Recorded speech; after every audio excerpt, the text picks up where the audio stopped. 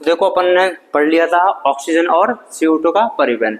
तो जो ऑक्सीजन का जो परिवहन होता है वो कूपिकाओं से और ऊतकों की तरफ होता है, और जो CO2 है कार्बन डाइऑक्साइड, उसका जो परिवहन होता है वो ऊतकों से कूपिकाओं की तरफ होता है। ऑक्सीजन का जो परिवहन होता है वो दो प्रकार से हो सकता है, कितना 97% तो किसके साथ में जाएगा, आरबीसी के साथ में, ठीक है, और 3% प्लाज्मा में घुलित अवस्था में होता है। उसी के साथ में जो CO2 होता है उसका 3 प्रकार से परिवहन हो जाता है, 20 से 25% तो आरबीसी के साथ में, 70% बाइकार्बोनेट के साथ में, और 7% प्लाज्मा में घुली हुई अवस्था में हो जाता है, ठीक है। प्रत्येक जो 100 ml जो ब्लड होता है शुद्ध रुधिर, वो कितनी ml ऑक्सीजन देता है ऊतकों को, 5 ml लिखवाया होगा ना। और प्रत्येक 100 ml अशुद्ध रुधिर जो होता है वो कितनी ml CO2 देता है कूपिकाओं को, 4 ml। ये दोनों लाइनें लिखवा दी थी, चेक कर लो एक बार। अब एक बात बताओ, देखो जब ऑक्सीजन हीमोग्लोबिन के साथ में जुड़ती है तो जो यौगिक बनता है वो क्या होता है, ऑक्सी हीमोग्लोबिन। ये जो ऑक्सी हीमोग्लोबिन है इसका निर्माण कहाँ पे हो रहा है, कूपिकाओं में कि ऊतकों में, कूपिकाओं में होता है। और इसका वियोजन कहाँ पे होता है, ऊतकों में होता है। तो देखो कुछ है कि अगर आपसे पूछा जाए ऑक्सी हीमोग्लोबिन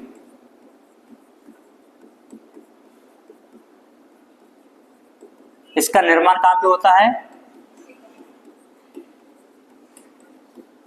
निर्माण तो कहाँ पे हो जाएगा, कूपिकाओं में। और इसका वियोजन कहाँ पे होगा,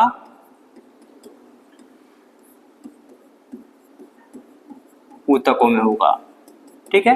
तो अब आपसे पूछा जाता है कि ऑक्सी हीमोग्लोबिन के निर्माण के लिए जो कूपिकाओं में जो फैक्टर्स होते हैं, जो कारक होते हैं, वो कौन कौन से हो सकते हैं। जैसे कि वो हो सकता है ऑक्सीजन का पार्शियल प्रेशर, वो हो सकता है CO2 का partial pressure, H+ ions, temperature. कल भी मैंने वैसे बता दिया था ये।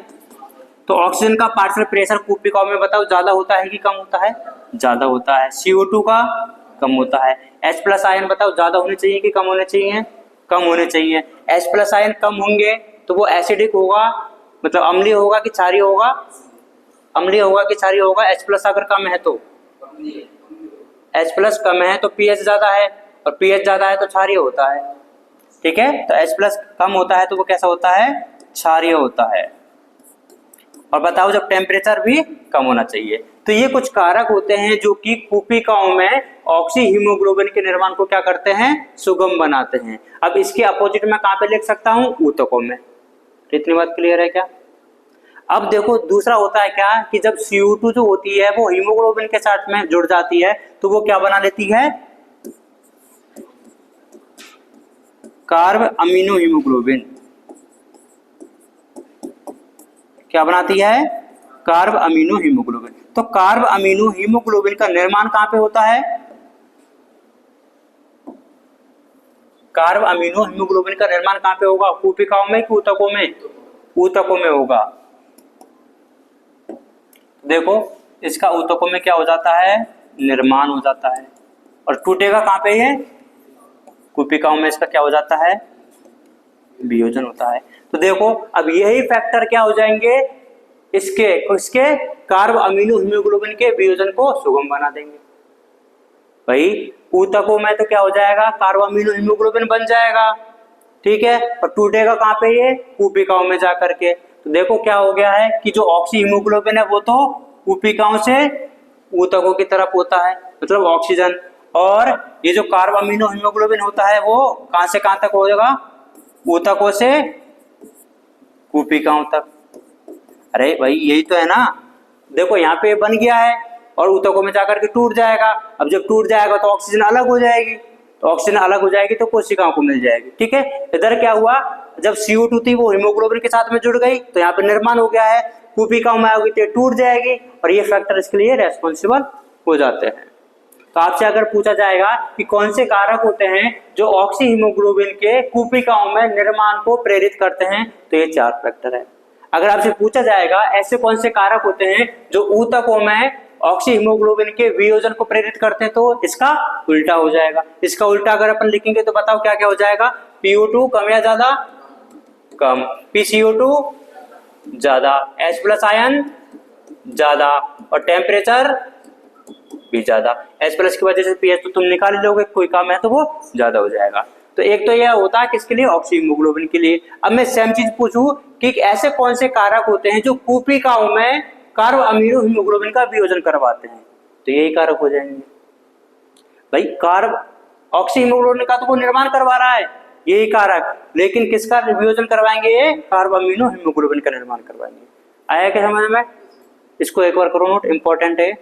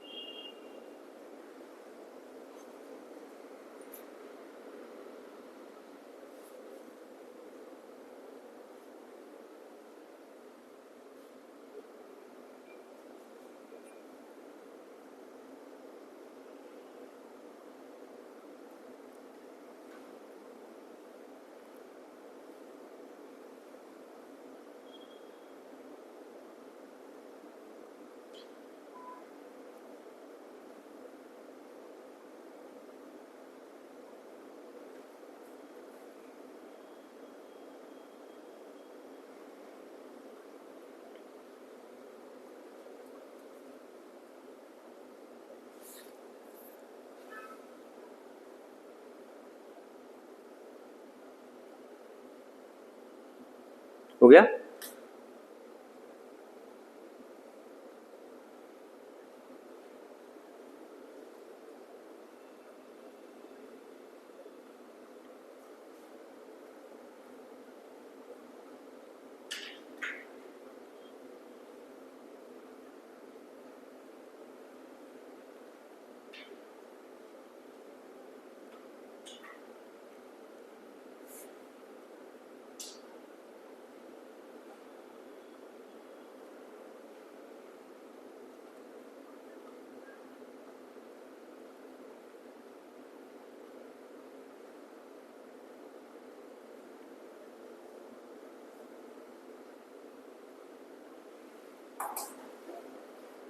तो बताओ ऑक्सी हीमोग्लोबिन का निर्माण कहां पे होता है? ऑक्सी हीमोग्लोबिन का निर्माण कोशिकाओं में, ऊतकों में, कोशिकाओं में। कार्ब अमीनो हीमोग्लोबिन का निर्माण कहां पे होता है? ऊतकों में होता है। कार्ब अमीनो हीमोग्लोबिन का वियोजन कहां पे होता है? कोशिका में होता है। ऑक्सी हीमोग्लोबिन का निर्माण कहां पे होता है? कोशिकाओं में होता है।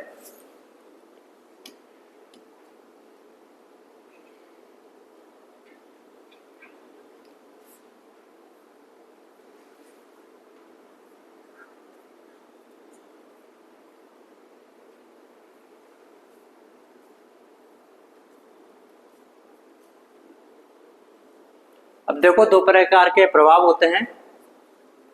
जब ये ऑक्सी हीमोग्लोबिन जो बनता है वो बनता कहां पे है? ऑक्सी हीमोग्लोबिन कोशिकाओं में कि ऊतकों में? कोशिकाओं में। और टूटेगा कहां पे? ऊतकों में। तो ऊतकों में ऑक्सीजन का पार्शियल प्रेशर ज्यादा होता है कि CO2 का ज्यादा होता है? CO2 का ज्यादा होता है। तो CO2 के आंशिक दाब के ज्यादा होने की वजह से कहां पे? ऊतकों में। ऊतकों में CO2 के आंशिक दाब के ज्यादा होने की वजह से ऑक्सी हीमोग्लोबिन का वियोजन होना, ये क्या कहलाता है? बोहर प्रभाव कहलाता है। देखो CO2 की उच्च सांद्रता के कारण ऑक्सी हीमोग्लोबिन का विखंडन हो जाना, और ये कहां पे होगा? ऊतक स्तर पर होता है। एक वैसे ही क्या होता है कार्ब अमीनो हीमोग्लोबिन के लिए? कार्ब अमीनो हीमोग्लोबिन बनता कहां पे है? ऊतकों में बनता है। टूटेगा कहां पे? कोशिकाओं में। कोशिकाओं में ऑक्सीजन का ज्यादा होता है कि CO2 का ज्यादा होता है? ऑक्सीजन का ज्यादा होता है। तो देखो ऑक्सीजन की उच्च सांद्रता के कारण कार्ब अमीनो हीमोग्लोबिन का विखंडन होना या फिर वियोजन होना, इसको क्या बोला जाता है? हेल्डन प्रभाव बोला जाता है। लिखो इसको, मैं बोल रहा हूं जो बोहर प्रभाव।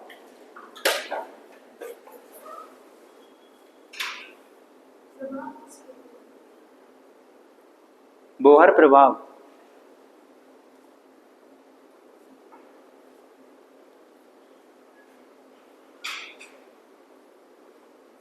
देखो ऊतक स्तर पर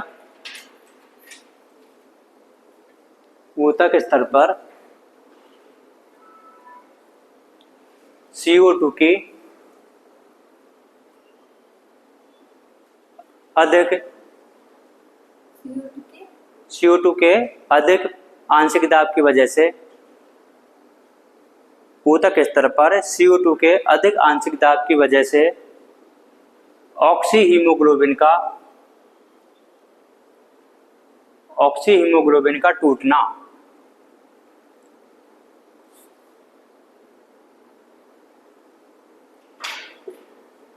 ऑक्सी हीमोग्लोबिन का टूटना, ये क्या हो गया है? बोहर प्रभाव। दूसरा लिखो हेल्डेन प्रभाव।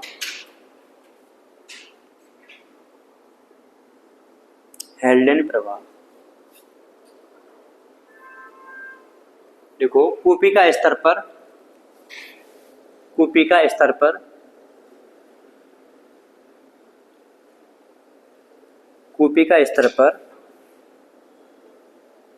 ऑक्सीजन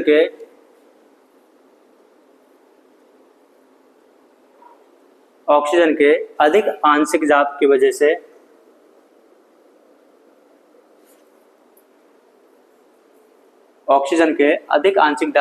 से कार्ब अमीनो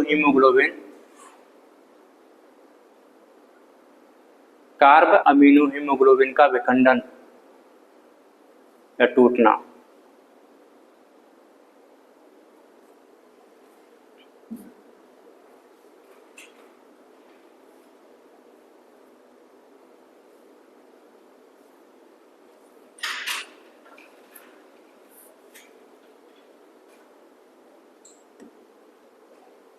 देख लिया।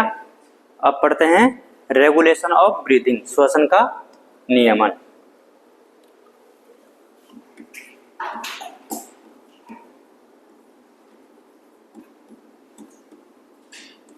एक बात बताइए, 100 ml जो अशुद्ध रुधिर होता है वो कितनी ml ऑक्सीजन ऊतकों को देता है? अशुद्ध रुधिर पहली बात तो ऑक्सीजन नहीं देगा, हाँ शुद्ध रुधिर देगा, है ना, तो ये स्टेटमेंट गलत है। दूसरा सुनिए, 100 ml शुद्ध रुधिर कितनी ml ऑक्सीजन ऊतकों को देगा? 5 ml, ये सही था बिल्कुल, ठीक है। आपको सही गलत बताना है बस, है ना। 100 ml अशुद्ध रुधिर 4 ml ऑक्सीजन कूपिकाओं को देता है, सही है कि गलत है? वापिस से सुनो, 100 ml अशुद्ध रुधिर 4 ml CO2 कूपिकाओं को देता है, सही है। वापिस से सुनिए, 100 ml शुद्ध रुधिर 5 ml ऑक्सीजन कूपिकाओं को देता है, नहीं कूपिकाओं को नहीं देगा, ऊतकों को देगा।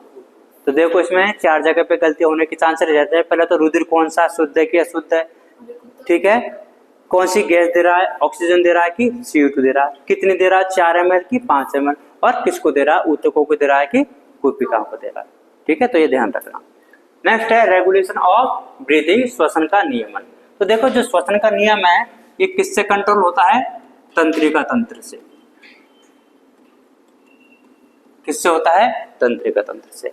अब इसमें एक सिस्टम पाया जाता है, एक तंत्र पाया जाता है या फिर एक केंद्र पाया जाता है जिसको बोला जाता है रेस्पिरेटरी रिदम सेंटर, श्वसन लय केंद्र।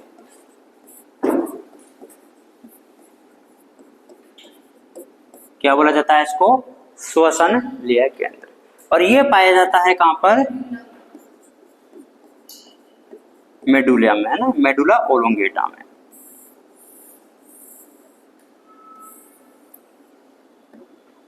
तो श्वसन के नियमन के लिए मुख्य रूप से कौन होता है? यही जरूरी होता है, रेस्पॉन्सिबल जो होता है श्वसन के नियमन के लिए मुख्य रूप से उतरता है।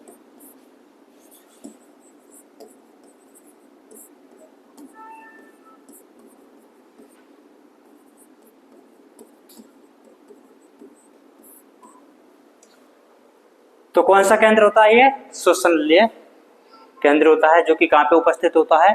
मेडुला में, जो कि प्राइमरी रेस्पॉन्सिबल होता है किसके लिए? श्वसन के लिए। ठीक है। और जो भी आपकी श्वसन की दर को कम ज्यादा करना है वो भी काम किसका ही होता है? आरआरसी का।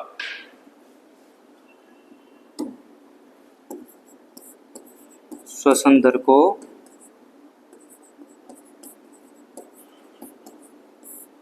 परिवर्तित भी यही करता है। ठीक है। जब अपन दौड़ते हैं तो आपकी श्वसन दर बढ़ जाती है। अभी आप बैठे हो तो आपकी नॉर्मल है। कौन किसने नॉर्मल कर रखी है?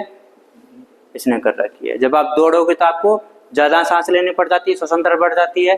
किसकी वजह से? इसकी वजह से। तो मुख्य रूप से कौन होता है? ये। लेकिन आपको कब ज्यादा लेनी है, कब कम लेनी है, उसके लिए और भी सेंटर्स होते हैं। जैसे कि एक सेंटर होता है जो कि पाया जाता है किसमें? पोन्स में पाया जाता है। इसको बोला जाता है न्यूमोटैक्सिक सेंटर।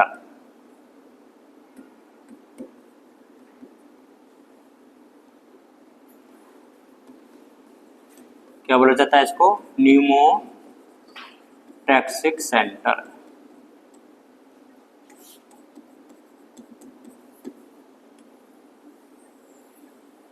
देखो ये क्या करता है ना, अब अगर मैं बता देता हूं इसका काम क्या है। इसका काम ये है कि अगर ये सेंटर आपकी बॉडी में नहीं होगा, ध्यान से सुनना, कि अगर ये सेंटर आपकी बॉडी में नहीं होगा। अच्छा पहले एक काम करिए, पहले जोर से सांस लीजिए एक बार। क्या आप कभी ना कभी रुकते हो कि कभी रुक ही नहीं पा रहे हो? एक टाइम के आने के बाद में आप रुक जाते हो और अपने आप ही रुकते हो। आपकी इच्छा नहीं होगी फिर भी आपको रुकना पड़ेगा। जोर से लेकर के देखो, जोर लगा करके। हाँ, एक टाइम के बाद में आप अपने आप ही रुक जाते हो। वो किसकी वजह से हो पा रहा है? न्यूमोटैक्सिक सेंटर की वजह से हो पा रहा है। ये क्या करता है कि अगर ये सेंटर नहीं होगा ना तो जो भी आप रुक पा रहे हो ना वो रुक नहीं पाओगे। और रुक नहीं पाओगे तो बताओ फिर 1 मिनट में, अभी तक अपन बता रहे थे कि 12 से 16 सांस लेते हैं। अगर अपन रुकेंगे नहीं तो 1 मिनट में 1 ही ले पाएंगे फिर। अब बताओ अगर हम 1 मिनट में ये 12 से 16 ले रहे हैं या फिर 1 मिनट में एक लंबी सांस ले रहे हैं, उससे फायदा किससे है? एक साथ ही हमने पूरी हवा भर ली, उससे फायदा मिलेगा क्या? कोई फायदा नहीं है। उससे नुकसान ये है कि हमारी जो कूपिका है वो रप्चर हो सकती है, क्योंकि एक साथ तो रप्चर हो सकती है, नष्ट हो सकती है कूपिका है, क्योंकि आपने एक साथ ही इतना प्रेशर वाली जो हवा है वो अंदर छोड़ दी है। इसलिए ये क्या करता है, देखो इसको बोला जाता है स्विच ऑफ सेंटर ऑफ। अच्छा ये रेगुलेट किसको करेगा? अंत्य श्वसन को कि बहिः श्वसन को? भाई एक बात बताओ, जब अपन ने अंदर सांस ले रहे हैं तो मैंने क्या बोला था कि जब अपन अंदर लेते हैं तो अपने आप रोक रहे हैं क्या? अपन जब बाहर छोड़ेंगे तो अपने आप रोक रहे हैं क्या? एक बात बताओ, अगर मैं चाहूं तभी भी क्या मैं पूरी अपनी जो कूपिका उनको खाली कर सकता हूं क्या? नहीं कर सकता। तो आप कितना भी जोर लगा करके बाहर निकालो, उसके लिए तो कोई दिक्कत नहीं है ना। मैं अरे भाई आप कितना भी निकाल लोगे हवा बाहर, फिर भी कूपिकाओं में तो रह ही जाएगी ना, अवशिष्ट आयतन तो रह ही जाएगा। इसका मतलब कूपिकाएं क्या बताओ पिचक जाएंगी क्या? वो तो पिचकने वाली है नहीं है। लेकिन अगर आपने ज्यादा भर दी तो बताओ फटने के चांसेस है या नहीं है? है। तो हमें बचाना किससे? उसको पिचकने से कि फटने से? और वो कब बचा पाएंगे? जब अपन अंत्य श्वसन को रोक पाएंगे। और अंत्य श्वसन को रोकने का काम किसका होता है? न्यूमोटैक्सिक सेंटर का। तो इसको बोला जाता है switch off centre of inspiration, अंत्य श्वसन को रोकने वाला केंद्र। अब देखो होता क्या है, अब बताओ इसने क्या किया, इसकी वजह से हम जो अंत्य श्वसन की जो दर है, मतलब कि जो टाइम था वो कम हुआ है कि ज्यादा हुआ है? थोड़ा सा ध्यान से सोचना। इसकी वजह से अगर ये नहीं होता तो अपन एक लंबी सांस लेते, मतलब टाइम ज्यादा होता। लेकिन अब अगर ये है तो हमारे पास में ड्यूरेशन क्या हो गया? उसका कम हो गया। भाई पहले ऐसे मान के चलो इतना लंबा एक ले लेते हैं अपन, इतनी लंबी सांस ले रहे थे इतने टाइम पे, लेकिन अब इसमें कितनी हो गई है? 12 से 16 हो गई है। तो इनके बीच का जो टाइम था वो क्या हो गया है? कम हो गया है ना। तो जो अंत्य श्वसन की जो अवधि है वो इसने क्या कर दी है? कम कर दी है। तो अंत्य श्वसन की अवधि को कम करके ये हमारी श्वसन दर को बढ़ा देता है। अगर ये नहीं होता तो अपन एक बार में एक ही श्वसन ले पाते, लेकिन अब इसकी वजह से जो अवधि थी वो कम हो गई है और जो हमारी दर थी वो बढ़ गई है। तो इसने क्या किया है?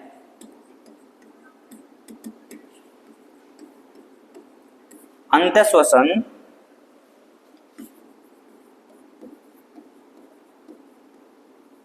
की अवधि को घटाया कि बढ़ाया है? अरे घटा दिया कि बढ़ा दिया? घटाकर श्वसन दर को बढ़ा दिया। क्या? नहीं, तंत्रिका मतलब वो नर्वस सिस्टम में ब्रेन होता है ना, तो ये मेडुला ब्रेन का पार्ट है, पॉन्स भी ब्रेन का पार्ट है। तो हमारा जो मस्तिष्क है वो तंत्रिका तंत्र के अंदर ही तो आता है, तो उसका ये पार्ट है। जैसे कि वो सुना होगा ना, अग्र मस्तिष्क होता है, मध्य होता है, पश्च होता है। तो ये जो पार्ट है पॉन्स और ये मेडुला, वो किसके वाले हैं? अग्र के नहीं है, पश्च वाले के हैं ना। उसके 3 पार्ट होते हैं, सेरिबेलम होता है, मेडुला होता है, पॉन्स होता है। ये तो ये ब्रेन कंट्रोल कर रहा है, तो ब्रेन पार्ट किसका हो जाएगा? तंत्रिका तंत्र का। ठीक है, तो देखो मेडुला ने तो क्या करता है, मुख्य रूप से कौन उत्तरदायी होता है? ये वाला होता है। अच्छा एक बात बताओ, जब इसको तो ये कम कर रहा है, लेकिन ये सिग्नल तो किसको देगा वापस से? इसको देगा ना, वापस रोकने के लिए। तो ये इसको क्या देता है? संकेत देता है।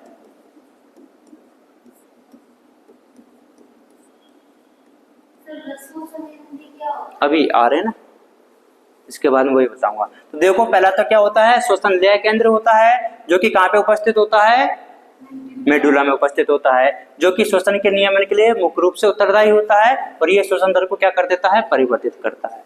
अब इसको परिवर्तित करवाने के लिए कौन संकेत देगा? Pneumotaxic centre. कब? और वो कैसे काम करेगा? अंत श्वसन की अवधि को घटा करके श्वसन दर को बढ़वा देता है। उससे नहीं बढ़वाएगा, 12 से 16 से नहीं बढ़वा रहा है, वो जो एक हो रही थी उससे इसको बढ़ा करके कितना करवा दिया है? 12 से 16 बार करवा दिया है। अब एक और सेंटर और पाया जाता है, क्षेत्र, जिसको बोला जाता है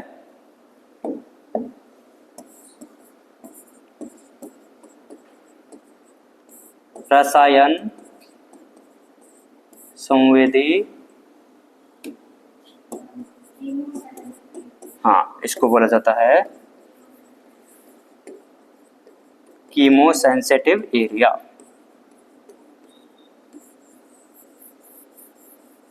अब देखो कीमो मतलब रसायन के लिए क्या होना चाहिए? संवेदी होनी चाहिए। नाम ही क्या है उसका? रसायन संवेदी। तो किसके लिए संवेदी होंगे? ये रसायनों के लिए। ठीक है, तो देखो आपकी बॉडी में 2 चीजें होती है, एक तो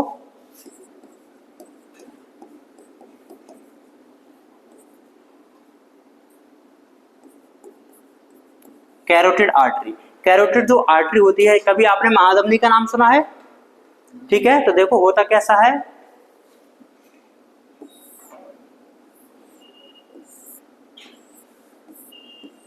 महाधमनी बताओ किधर से निकलती है?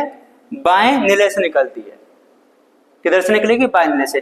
बाएं नीले से निकलती है ना, तो इधर से निकलती है ऊपर की साइड से, है ना। अपन बताते इधर से कि ऊपर से निकलती है, तो ऐसे निकली और ऐसे ही घूम जाती है। तो ये जो घूम गई तो उसने ये क्या बना लिया है? चाप बना लिया है, आर्क बना लिया है। क्या बना लिया है? चाप बना लिया या फिर आर्क बना लिया है। तो इसको बोला जाता है अयोटिक आर्क, धमनीय चाप। क्या बोला जाता है? धमनीय चाप। और यहाँ पे कुछ क्या पाई जाती है? ऐसी संरचनाएं पाई जाती हैं जो कि क्या है, रसायनों को क्या कर सकती हैं, रसायनों के लिए क्या होती है, संवेदनशील होती है। एक तो यहाँ पे पाया जाता है। अब देखो एक ऊपर भी जाती है जिसको बोला जाता है कैरोटिड धमनी। ये जो कैरोटिड धमनी है ना, वो आपके जो ब्रेन वाला जो पार्ट है इसको क्या लेकर के जाता है, ब्लड लेकर के जाता है। क्या आपके ब्लड ब्रेन को ऑक्सीजन की सप्लाई नहीं चाहिए क्या? तो वो कौन, और ऑक्सीजन जाएगी किसके थ्रू, ब्लड के थ्रू। अब ब्लड को लेकर के कौन जाएगा, धमनी।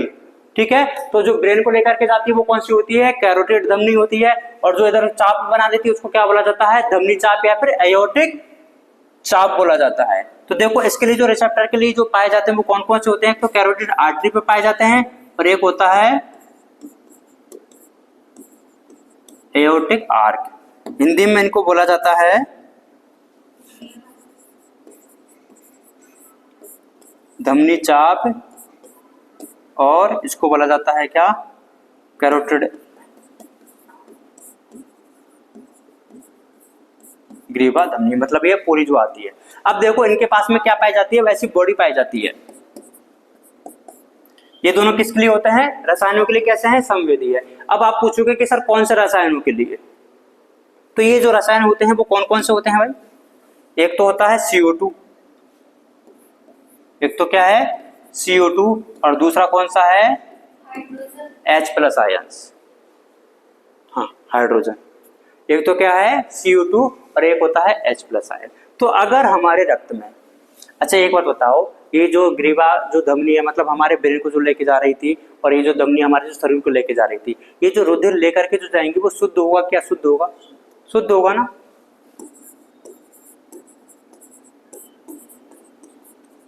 तो ये चेक जो करती है वो किस में करेगी? शुद्ध रुधिर में। क्या शुद्ध में? शुद्ध रुधिर में। तो शुद्ध रुधिर में किसके लिए संवेदनशील होती है? CO2 व H+ की सांद्रता के लिए।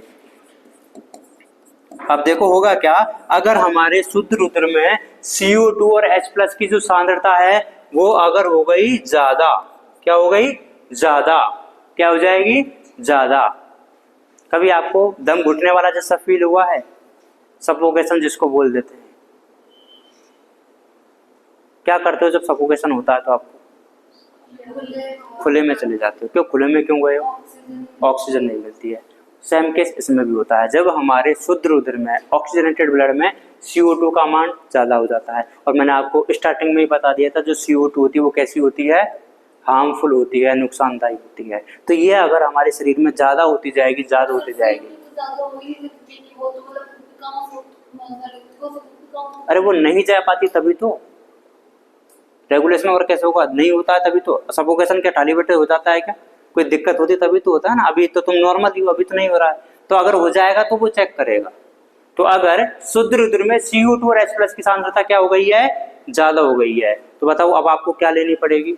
ज्यादा से ज्यादा सांस लेनी पड़ेगी। तो ये जो अपन ने बताया ना कि रसायन संवेदी क्षेत्र होता है, तो वो किसके लिए ज्यादा संवेदी होता है? CO2 और H+ के लिए। लेकिन ये याद रख लेना कि वो ज्यादा होनी चाहिए। अब आप बोलोगे कि सर दिक्कत तो हमें किसकी हो रही थी? कमी किसकी हुई है? ऑक्सीजन की हुई है। तो ऑक्सीजन की कमी भी तो हो जा नहीं सकनी चाहिए ना इसमें। भाई जब अपन को सफोकेशन हुआ या फिर दम घुटने लगा तो अपन ने क्या लिया? बाहर क्यों गए? ऑक्सीजन की कम, ऑक्सीजन ज्यादा थी उधर इसलिए गए ना। तो मतलब हमारे शरीर में कमी किसकी हुई है?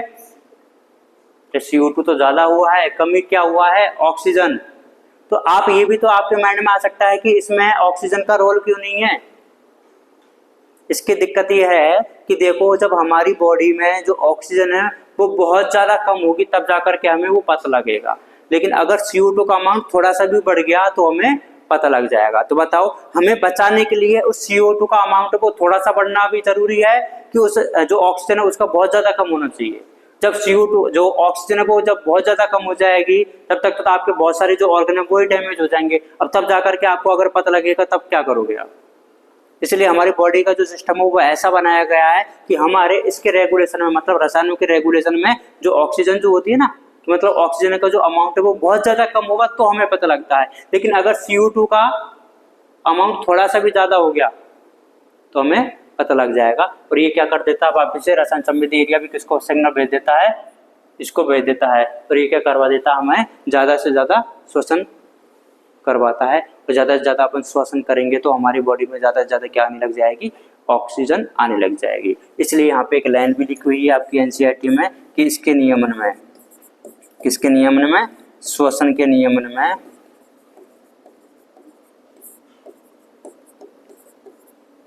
ऑक्सीजन का जो रोल होता है क्वाइट इनसिग्निफिकेंट होता है।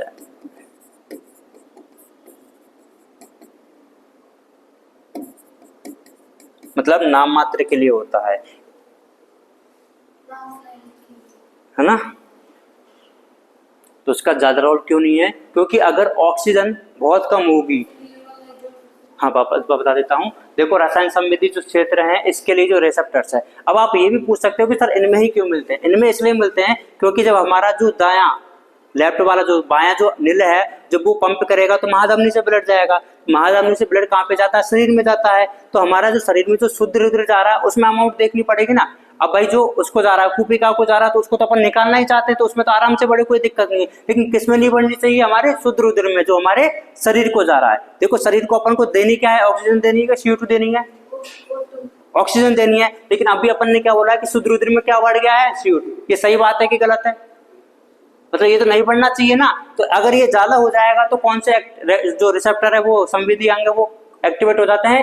ग्रीवा धमनी वाले और धमनी चाप वाले। भाई पूरा जो ब्लड जाएगा इधर से ही जाएगा पूरी बॉडी में। अब ये एक्टिवेट हो जाएंगे तो क्या करेंगे, अगर CO2 थोड़ा सा भी इनको ज्यादा लगा तो वो क्या करवा देंगे, इसको सिग्नल भेजेंगे, इसको सिग्नल जाएगा तो क्या करवा देगा, श्वसन तंत्र को परिवर्तित। श्वसन तंत्र को परिवर्तित मतलब हमें ज्यादा से ज्यादा सांस लगवाएगा। और वो कैसे लगवाएगा, कौन करेगा तुम्हें, तो तुम्हें क्या फील होने लग जाता है, सफोकेशन, दम घुटने वाली तुम्हारी कंडीशन होने लग जाती है।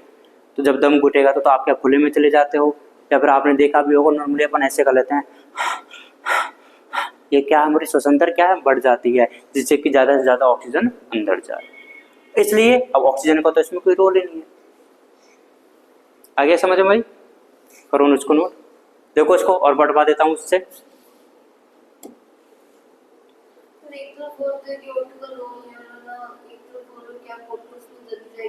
नियमन में रोल नहीं है, श्वसन में है ना। देखो श्वसन का नियमन, मानव में अपने शरीर के ऊतकों की मांग के अनुरूप श्वसन की लय को संतुलित और स्थिर बनाए रखने की क्या होती है, एक महत्वपूर्ण क्षमता होती है। और इसका नियमन कौन करवाता है, तंत्रिका तंत्र करवाता है। मस्तिष्क के मेडुला क्षेत्र में एक विशिष्ट श्वसन लय केंद्र विद्यमान होता है जो कि मुख्य रूप से श्वसन के नियमन के लिए उत्तरदायी होता है। ये लिखा था अपन ने भी। जो दूसरा होता है वो कौन से रीजन में पाया जाता है, कौन से रीजन में पाया जाता है, और इसका नाम क्या होता है, न्यूमोटैक्सिक सेंटर होता है, जो कि श्वसन लय के कार्यों की संयंत्रता पर सुधार कर सकता है। कैसे करेगा, देखो इस केंद्र के तंत्रिका संकेत अंत्य श्वसन की अवधि को कम करके श्वसन दर को बदल देते हैं। श्वसन दर को बदलेंगे, कम करेंगे कि ज्यादा करेंगे, जब बढ़ा देते हैं, ठीक है, और अंत्य श्वसन की अवधि को कम कर देते हैं। ये है कीमोरेसेप्टर, कौन कौन से पाए जाते हैं, ये महाधमनी में भी पाया जाता है और ग्रीवाधमनी में भी पाया जाता है, ठीक है। और ये किस लिए सेंसिटिव होते हैं, CO2 और H+ के लिए। तो अगर ये सब्सटेंस हमारे ज्यादा हो जाते हैं, increase in this substance can activate this centre, तो ये सेंटर एक्टिवेट हो जाता है, जिसकी वजह से क्या हमारी बॉडी जो भी एडजस्टमेंट करवाने होते हैं, मतलब कि ज्यादा सांस करवानी होती है, तो वो करवा देता है। ये देखो श्वसन के नियमन में ऑक्सीजन की जो भूमिका है काफी महत्वहीन होती है। महत्वहीन का मतलब क्या होता है कि अगर ये बहुत ज्यादा कम होगी ना, तब जाकर के इस कीमोसेंसिटिव एरिया को पता लगेगा, लेकिन तब तक हम इंतजार करेंगे क्या, तब तक अगर ऑक्सीजन नहीं पहुंचेगी हमारे ऊतकों को तो वो तो मर जाएंगे, ठीक है। श्वसन लय केंद्र के पास में एक रसायन संवेदी क्षेत्र स्थित होता है जो कि CO2 व H+ के लिए अति संवेदी होता है। इन पदार्थों के बढ़ने से यह केंद्र सक्रिय हो जाता है और श्वसन प्रक्रिया में आवश्यक समायोजन करवाता है, जिससे ये पदार्थ निष्कासित कर दिए जाते हैं। महाधमनी चाप, एयोर्टिक आर्क और ग्रीवाधमनी कैरोटिड आर्टरी से जुड़ी संवेदी संरचनाएं भी CO2 और H+ की सांद्रता को के परिवर्तन को पहचान सकते हैं। परिवर्तन मतलब ज्यादा होने को पहचान सकते हैं तथा उसके उपचार के लिए जो भी संकेत है वो दे देते हैं। और श्वसन लय के नियमन में ऑक्सीजन की भूमिका बहुत ही महत्वहीन होती है या फिर बहुत ही कम होती है। करो नोट।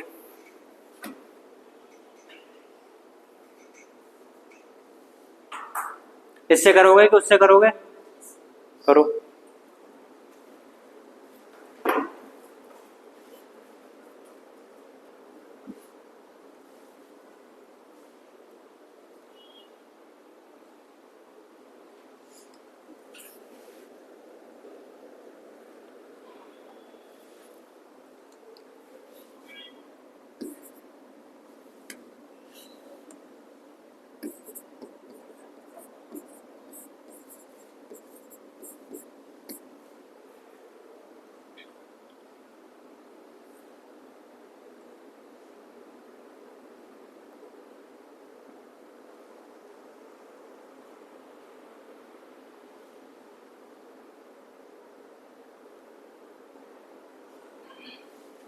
कर लिया नोट सबने?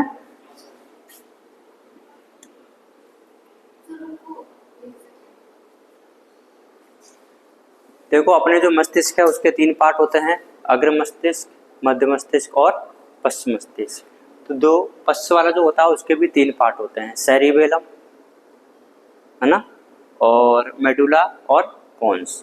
तो ये जो पार्ट पाया जाता है कौन से वाले में पार्ट में मिलेगा, मेडुला वाले में, और वो जो मिलता है वो कौन से वाले में मिलता है, पोन्स वाले में मिलता है। और ये वाला जो होता है वो इसी के पास में मिलता है, क्षेत्र। लेकिन इसके लिए जो संवेदी अंग है वो कहाँ पे मिल जाते हैं, ग्रीवा धमनी में और महाधमनी चाप में मिलते हैं। तो जो भी सिग्नल जाएंगे वो जाएंगे किसके पास में, उसके, वो भी इसको भेजेगा और ये भी इसको ही भेजेगा, क्योंकि लय को परिवर्तित करने का काम किसका होता है, श्वसन लय केंद्र का।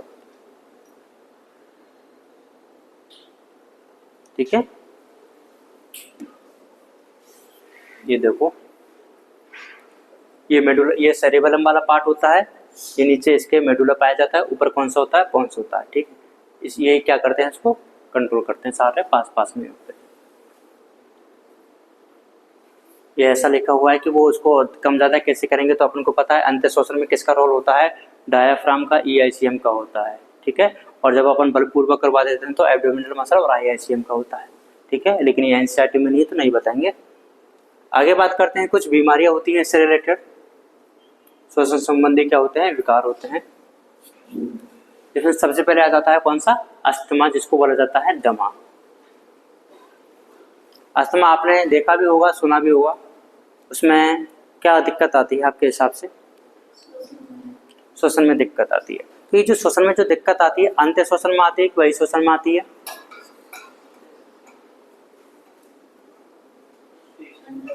अंत्य श्वसन में आती है कि बहिः श्वसन में आती है, बहिः श्वसन में आती है। रीजन क्या होता है कि जो अंत्य श्वसन होता है वो तो एक सक्रिय प्रक्रिया है, तो उसको तो आप जोर लगा करके ले भी सकते हो, लेकिन जो बहिः श्वसन है वो तो कैसा है, निष्क्रिय प्रोसेस है। अब होता क्या है कि देखो, इसमें श्वास लेने में कठिनाई तो होती है, सही बात है, जिसमें श्वसनी और श्वसनिकाओं के शोध के कारण क्या हो जाती है, श्वसन के समय गड़गड़ाहट, जिसको व्हीजिंग साउंड बोला जाता है। देखो हमारी जो ब्रोंकाई और जो ब्रोंक्यूल्स होती है, श्वसन और श्वसनी होती है, वो कैसी होती हैं, ऐसी होती हैं, पाइप की जैसी होती है। ठीक है, इनके अंदर क्या पाई जाती है, मसल्स पाई जाती है। क्या पाई जाती है, मसल्स पाई जाती है। तो किसी भी एलर्जी की वजह से ये जो मसल्स है वो कैसे हो जाती है, संकुचित हो जाती है। कैसी हो जाती है, इसको बोला जाता है मसल स्पाज्म। तो ये जो पेशी होती है वो कैसे हो जाएंगी, संकुचित हो जाएंगी। संकुचित हो जाएंगी तो मान के चलो कि जैसे कि ये कोई पाइप है और इसके अंदर क्या है, मसल्स है। अब वो संकुचित होंगी तो बताओ बाहर तो निकल नहीं सकती, रहेंगी तो किधर, अंदर ही ना। वो अंदर संकुचित हो जाएंगी तो देखो पहले जो ऐसा था वो अब संकुचित होकर के कैसे हो गई है, ऐसा हो गया है। तो बताओ जो अंदर का जो एरिया था वो कम होगा कि ज्यादा होगा, कम हो जाएगा। अब देखो अपन अंत्य श्वसन तो अपन जोर लगा करके भी कर सकते हैं, लेकिन बहिः श्वसन तो क्या होता है, निष्क्रिय प्रक्रिया, तो वो तो अपने आप ही होगा। अब बताओ जब बहिः श्वसन में अपन निकालते किसी को, कौन सी गैस है, CO2। ठीक है, तो इसका मतलब अब एक तो ये है गुहा और एक ये वाली गुहा, बताओ कौन सी वाली गुहा से CO2 आसानी से निकल पाएगी, इस वाले से। ये हमारी नॉर्मल कंडीशन था, लेकिन जब अस्थमा हो जाता है तो जो गुहा है वो कैसी हो जाती है, ऐसी हो जाती है। एक तो ये है ना, मसल में क्या हो जाता है, संकुचन हो जाता है। दूसरा क्या होता है, आपने नाम सुना होगा, इसके अंदर श्लेष्मा ग्रंथियां पाई जाती हैं, जो कि श्लेष्मा रिलीज करती है, म्यूकस रिलीज करती है। ठीक है, अब देखो जब ये संकुचन हो जाता है ना, इसमें क्या हो गया है, इन्फ्लामेशन हो गया, शोध हो गया है, इसकी वजह से इसमें क्या है, म्यूकस भी बढ़ जाता है। तो देखो एक तो क्या हो गया है, इसकी जो गुहा थी वो कैसी हो गई है, सकड़ी हो गई है, और इसमें म्यूकस भी बढ़ गया है। तो बताओ एक तो सकड़ी होने से वो CO2 बाहर नहीं निकल पा रही थी, और एक म्यूकस भी जमा हो गया, तो उसकी वजह से CO2 बाहर नहीं निकल पाती है। इसलिए आपने देखा होगा कि कुछ लोग जो वो एयरप्लेन वगैरह में, फ्लाइट वगैरह में जाते हैं, तो जैसे ही वो फ्लाइट टेक ऑफ करती है उनको दम घुटने लग जाता है। वो बोलते हैं कि मेरा, जैसे मूवी वगैरह में करते हैं ना, ये जैसे हाईजैक कर लिया उसको, आतंकवादी वगैरह कर लेते हैं, तो कि मेरा पंप दे दो। तो वो पंप क्या करता है फिर, इनहेलर देखा होगा ना, स्प्रे आता है, वो पंप ऐसा क्या करेगा, नहीं, हाँ, जो पंप होता है ना वो क्या है, वैसोडाइलेशन करवा देता है। वैसोडाइलेशन मतलब वाहिका को विस्तारक करवा देता है, और इसके अंदर जो म्यूकस भरा हुआ था ना उसको हटा देता है। तो देखो ये वाहिका जो है, जो मसल पिचक गई थी वो क्या वापस से फूल जाती है, और वाहिका जो म्यूकस था वो हट जाता है, तो उनको सांस लेने में दिक्कत नहीं आती है, मतलब CO2 बाहर निकल जाती है। तो जो दिक्कत आती है, गड़गड़ाहट की दिक्कत क्यों आती है, वो व्हीजिंग साउंड किसकी वजह से आती है, बहिः श्वसन की वजह से। और ये कैसे हो जाती है, एलर्जी के कारण होता है। क्या, हाँ, अगर दिक्कत आएगी तो हाँ तो मर भी जाते हैं। दूसरा होता है वात स्फीति या फिर एम्फाइसीमा। कौन सा होता है, वात स्फीति या फिर एम्फाइसीमा। ये एक चिरकारिक रोग होता है। चिरकारिक का मतलब होता है ऐसा नहीं कि आज मैंने कोई, लंबे समय से होता है। ठीक है, जिसमें क्या है, कुपिका की जो भित्तियां होती हैं वो क्या हो जाती हैं, क्षतिग्रस्त हो जाती हैं। और ये ज्यादातर जो होता है वो किससे होता है, धूम्रपान से होता है। किससे होता है, धूम्रपान से। वैसे तो अगर जब आप एनसीईआरटी पढ़ते हो तो उसमें लिखा हुआ है सिगरेट स्मोकिंग थे, तो ऐसा समझना नहीं है कि बस केवल और केवल किससे हो रहा है, सिगरेट से हो रहा है। बीड़ी से भी हो सकता है, क्योंकि बीड़ी भी एक तरह का क्या, ये धूम्रपान है ना। तो सिगरेट स्मोकिंग का मतलब ऐसा, ये वाला वो तंबाकू होता है ना, इससे भी हो जाता है, कैंसर हो जाता है। क्या? नहीं, इससे कैंसर होता है, मौत की बात कर रहा हूँ मैं, मरेंगे तो सही इससे भी। ऐसे वो होता है, उससे भी होता है, मर जाते हैं उससे, है ना। लेकिन ये किससे? हाँ, अल्कोहल से भी मौत होती है, लिवर सिरोसिस। नहीं, ये तो केवल उससे होगा, धूम्रपान से, धुआं वाले से, है ना, सिगरेट पिया से। डस्ट वगैरह वाला वो केसेस में आ जाता है, फिर एलर्जी में आ जाता है वो। ठीक है, तो इसमें क्या होता है, जिससे गैस विनिमय की जो सतह है वो घट जाती है। देखो होता क्या है इसमें, ये जो अपन ने बोला था कि जो एल्वेलाई कुपिकाओं की वजह से जो एरिया होता है, पृष्ठ क्षेत्रफल ज्यादा हो जाता है, तो अपन ने गैसीय एक्सचेंज की वजह से जो सतही क्षेत्रफल है वो ज्यादा कर रखा है, और तुमने धूम्रपान, बीड़ी पी के, सिगरेट पी के क्या कर दिया है, इसकी सतही क्षेत्रफल को ही कम कर दिया। बताओ, अब जब सतही क्षेत्रफल जब कम हो जाएगा तो बताओ गैसों का आदान प्रदान अच्छे से हो पाएगा कि कम हो पाएगा? नहीं हो पाएगा। इसलिए दिक्कत क्या जाती है, और इसका मुख्य कारण क्या है? धूम्रपान। कौन सा पान है? धूम्रपान है। धूम्रपान में सिगरेट और बीड़ी दोनों ही आती है। ऐसा नहीं कि एक बार, क्योंकि एनसीईआरटी जब इंग्लिश वाली ना उसमें लिखा हुआ सिगरेट स्मोकिंग, तो बच्चों के दिमाग में क्या आ जाता है कि बीड़ी तो चल सकती है, तो नहीं, बीड़ी भी, है ना, क्योंकि बीड़ी सस्ती पड़ती है ना, इसलिए। कुछ होते हैं व्यावसायिक लोग, तो कैसे, देखो कुछ लोगों का क्या व्यवसाय होता है, जैसे वो माइंस वगैरह नहीं रहती है जिसमें पत्थर काटने पड़ते हैं, है ना, अब पत्थर वगैरह, पहाड़ वगैरह, टनल वगैरह बनाते हैं, माइंस वगैरह होती हैं, तो ना ग्राइंडिंग का काम होता है। तो उसमें क्या हुआ जाए, देखो अगर पत्थर वगैरह काट रहे हैं, ग्राइंडिंग वगैरह कर रहे हैं, तो उसकी वजह से धूल के कण भी उड़ते हैं वहाँ पे। अब धूल के कण उड़ेंगे तो बताओ उनके शरीर में भी जाएंगे या नहीं जाएंगे भाई? जब ऐसा, हाँ, एलर्जी हो जाती है उससे, लेकिन ये एक अलग प्रोसेस है थोड़ा, है ना, उसकी वजह से भी एलर्जी हो सकती है। एलर्जी भी अलग अलग टाइप की होती है, जो अस्थमा है वो भी एक एलर्जी ही है ना। ये जो भी परागकण होते हैं उनसे भी एलर्जी हो जाती है। कभी आपने सुना है कि किसी ने गलत दवाई दे दी, उसकी वजह से बॉडी ने प्रतिक्रिया कर दी, वो भी एक रिएक्शन, वो भी क्या एक तरह का एलर्जी है। तो एलर्जी एक तरह की नहीं होती, एलर्जी बहुत सारी तरह की होती है। ठीक है, तो इसमें क्या होता है, वो मिट्टी के कण अपने शरीर में जाते रहते हैं। भाई ऐसा तो होगा नहीं कोई अगर पत्थर काट रहा है तो वो सांस लेना बंद कर देगा, सांस तो लेगा ही, और जब सांस लेगा तो आपको पता है उसके पास में तो मिट्टी के कण बहुत ज्यादा रहेंगे, और वो इनहेलेशन के साथ में, अंत्य शोषण के साथ में उसके शरीर में चलते जाते हैं। फिर अपन ने एक लाइन भी पढ़ी थी कि अगर हम जो गैसीय जो आदान प्रदान है वो अच्छे से हो पाए, इसलिए हमने जो वो विसरण जो कला थी उसकी जो मोटाई थी वो हमने कम रखी या ज्यादा रखी?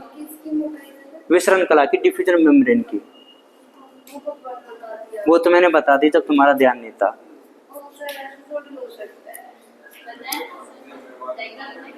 है ना, वो हो चुका है ना।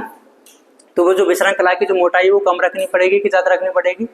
कम रखनी पड़ेगी, ताकि गैसीय आदान प्रदान अच्छे से हो पाए। लेकिन इस केस में क्या हो जाता है, देखो रेखीय ऊतकों की प्रचुरता हो जाती है, मतलब वो जो थिकनेस थी ना वो क्या है, ज्यादा हो जाती है। अब पता है जब थिकनेस ज्यादा हो जाएगी तो श्वसन में दिक्कत आएगी कि नहीं आएगी?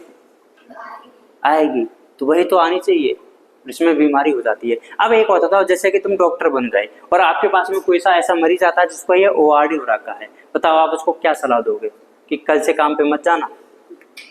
तो ऐसा तो नहीं बोल सकते, उसको क्या बोलेंगे कि भाई काम करो लेकिन मास्क लगा करके काम करो। पता लगे कि नहीं कल से काम छोड़ दे, घर बैठ, तो बोलेगा एक काम कर, मैं तो घर बैठ जाऊंगा, पैसा भेज दिया टाइम टू टाइम, है ना। तो देखो ये लिखा भी हुआ है इसमें, इन उद्योगों में, अभी बताएंगे पहले ये तो कंप्लीट करूँ ना। इन उद्योगों में श्रमिकों को सुरक्षात्मक मास्क पहनना चाहिए। और जैसे कि सिलिका का नाम सुना होगा आपने, सिलिका मिट्टी जो होती है, तो ये जो बीमारी इसके नाम है सिलिकोसिस है, एस्बेस्टोसिस है, ये मुख्य व्यावसायिक शोषण रोग होते हैं। हाँ, अरे सिलिका की वजह से जो बीमारी होती है उसको सिलिकोसिस बोला जाता है। टैलेंट की कमी नहीं है, देखो इसको भाई, तुम मत लिखो, पढ़ाई भी छोड़ो, है ना। नहीं, पहले तुम्हारा ध्यान क्यों नहीं था जब मैं पढ़ा रहा था? फिर नोट्स में चेक करो, लिखवाया नहीं लिखवाया, पढ़ के आती है क्या घर से? तो फिर ये क्यों नहीं पढ़ा? करो भाई नोट, ये क्या तरीका होता है, इसको कल लिखेंगे।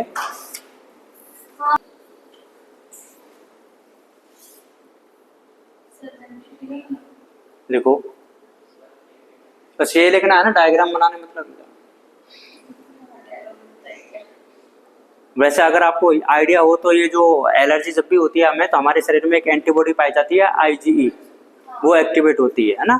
अब वो एक्टिवेट होकर क्या करवाती है, अभी चलो इसको नोट कर लो, मैं प्रोसेस बता देता हूँ।